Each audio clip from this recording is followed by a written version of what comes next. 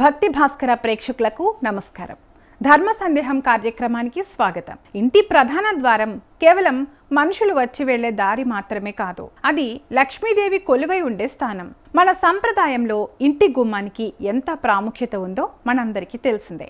అందుకే ఇంటి ముందు ముగ్గులు వేస్తాం, తోరణాలు కడతాం. అయితే ఈ మధ్య కాలంలో చాలా మంది ఇళ్ల ముందు రకరకాల యంత్రాల పటాలను వేలాడదీయడం చూస్తూనే ఉన్నాం.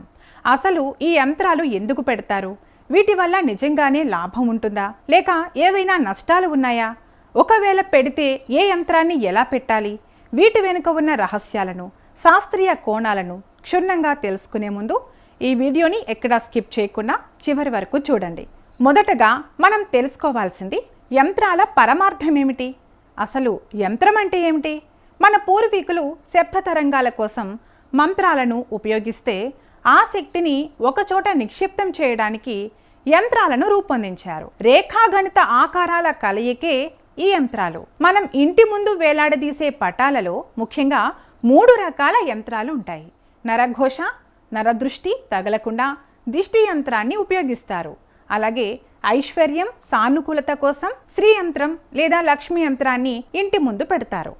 ఇంటి నిర్మాణంలో లోపాలు ఉంటే ఎలాంటి చెడు ప్రభావం పడకుండా వాస్తు దోష నివారణ యంత్రాన్ని వాడతారు. ఇలా శాస్త్రం ప్రకారం ఇంటి ముఖద్వారం వద్ద ప్రతికూల శక్తి రాకుండా అడ్డుకోవడానికి ఈ యంత్రాలు ఒక ఫిల్టర్ లాగా పనిచేస్తాయని నమ్ముతారు. కనుక బయట నుండి వచ్చే వ్యక్తుల చూపు లేదా ఆలోచనలు ఎప్పుడూ ఒకేలా ఉండవు. కొంతమంది ఈర్ష్యతో లేదా చెడు ఉద్దేశంతో చూడవచ్చు.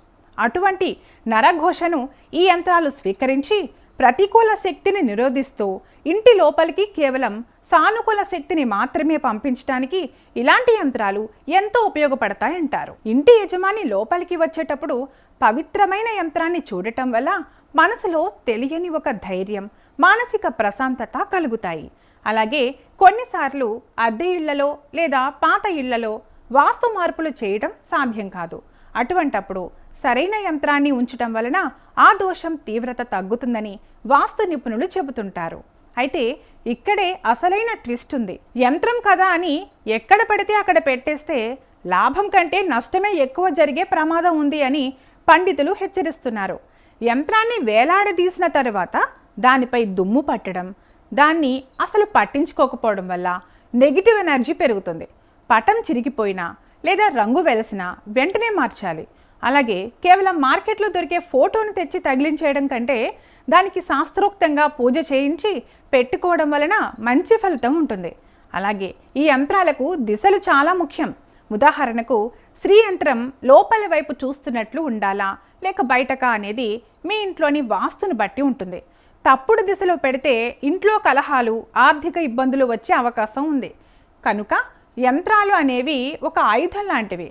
వాటిని సరిగ్గా ఉపయోగిస్తే రక్షణ ఇస్తాయి, లేదంటే ఇబ్బంది పెడతాయి. మీరు కూడా మీ ఇంటి ముందు యంత్రాల పటాలు పెట్టాలి అనుకుంటే ఈ 3 విషయాలు మాత్రం తప్పక గుర్తుంచుకోండి. 1వది కేవలం అలంకరణ కోసం కాకుండా నమ్మకంతో పెట్టండి.